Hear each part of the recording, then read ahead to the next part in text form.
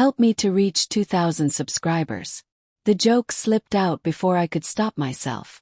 Maybe I should have married Ryan instead, I laughed, glancing at my husband Ethan across the dinner table. Our friends chuckled, wine glasses clinking, the air buzzing with harmless fun. But Ethan didn't laugh. His smile froze in place, sharp and brittle like glass about to crack.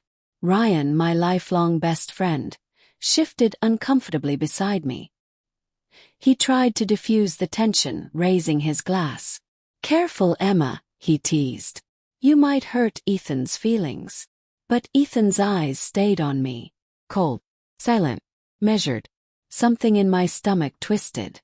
Later that night, after our guests left and the laughter had faded, the silence in our house felt suffocating. Ethan was cleaning the dishes with unnerving precision, each plate clinking like a quiet accusation. I tried to sound casual. "You know I was just joking, right?" He didn't look up. "Yeah, just a joke." But his tone said otherwise. The next morning I woke to an empty bed. Ethan's side was cold, untouched. A note sat on his pillow. "Went to the gym early. Don't wait up." He'd never done that before. I brushed it off as pride, maybe wounded ego. I had teased him in front of friends, and Ethan was never good with embarrassment. Still, a faint unease lingered in my chest. That evening he came home late. His phone kept buzzing, screen flashing face down on the counter. I tried to ignore it, but curiosity gnawed at me. When he went to shower, I glanced at it. A single notification glowed. "Can't stop thinking about last night." The name made my pulse skip. Olivia, his coworker. The one who always complimented his shirts, who laughed a little too hard at his jokes. My throat went dry. The air felt heavier with every second. When he came out of the shower, towel around his waist, I tried to act normal. But I couldn't stop staring at him. At his eyes, at the phone in his hand, at the faint smile he tried to hide when he saw that unread message. "Who's Olivia?" "Yes." He froze mid-step. "She's from work." "Why?" "I saw her message." His face hardened instantly. "You went through my phone." "Don't turn this on me," I snapped, my voice cracking. "What did she mean by last night?" He sighed, rubbing his forehead. "We went out after work. Few drinks. That's all." My heart thudded painfully. "Did you sleep with her?" He didn't answer. His silence screamed louder than any confession. For the next few days, I lived in a haze of denial.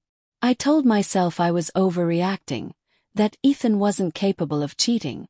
But the small changes kept piling up. He started dressing better. He laughed at his phone more. He started humming songs I didn't recognize. One evening, I decided to find out the truth. Ryan came over to check on me. "You look exhausted," he said softly. His brow creased with concern. I told him everything. The joke, Ethan's coldness, the message. He listened quietly, jaw tightening. "You don't deserve this," he muttered. "If he's seeing her, you need to know." He offered to help me find proof. I refused. But the seed of suspicion was already planted. That night I followed Ethan. He told me he was meeting clients for a late dinner downtown. Instead, his car stopped outside a quiet bar near the waterfront. Through the window I saw her, Olivia. She was laughing, leaning in close, touching his arm like it belonged to her. The sight cut through me like a knife. I watched for almost an hour, tears stinging my eyes. When he finally left, I followed him back home, shaking. He didn't even notice I wasn't there first.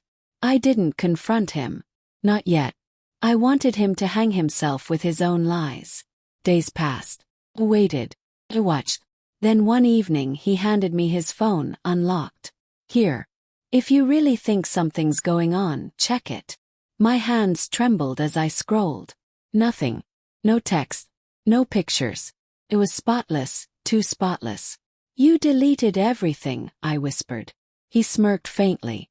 "Then maybe there was something to delete." My breath caught. That was the moment I knew. He wasn't sorry. He was daring me to leave.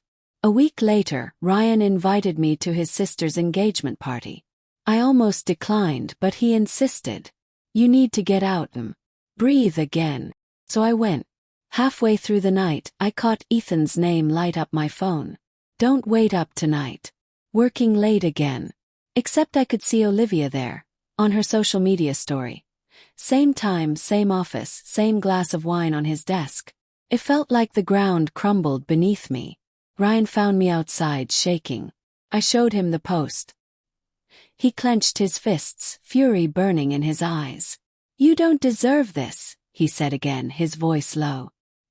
He's making a fool out of you. The dam inside me broke. I started sobbing, and he pulled me close, comforting me like only someone who'd seen you at your worst could. When I lifted my head, our faces were close. Too close. For a split second, the world went silent. I could feel his breath, the warmth of his hand on my back. And then I did something I shouldn't have. Kissed him. It was brief, desperate, full of pain instead of passion. The second it ended, guilt flooded in. Ryan, I can't, I whispered, stepping back. He looked at me, hurt flickering in his eyes. I know. But you're breaking, Emma. And he's the one who did it. When I got home that night, Ethan was waiting in the dark. I saw you, he said quietly. My heart stopped. He tossed his phone onto the table. A video played. Me and Ryan outside the party, that brief kiss caught in a reflection. I followed you, he said. His voice trembling with rage and something deeper. Because I wanted to see how far you'd go. My mouth went dry. You were already cheating, I whispered. Don't pretend this changes anything. He stepped closer, eyes burning. You think your betrayal cancels mine. That it evens the score. Tears spilled down my cheeks. No. It just proves we're both broken. We stood there, breathing hard, two strangers in the ruins of a marriage that once felt invincible. Then he said something that chilled me to my core. I didn't sleep with her, he said softly. Not once. But now I think I will. He grabbed his coat and walked out. I wanted to scream, to stop him, to beg him not to go. But all I could do was collapse onto the floor, shaking, realizing that my stupid joke, the one about marrying Ryan, had become a prophecy I never wanted to fulfill.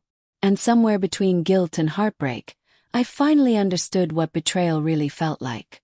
Not the act itself, but the moment you realize love has turned into revenge.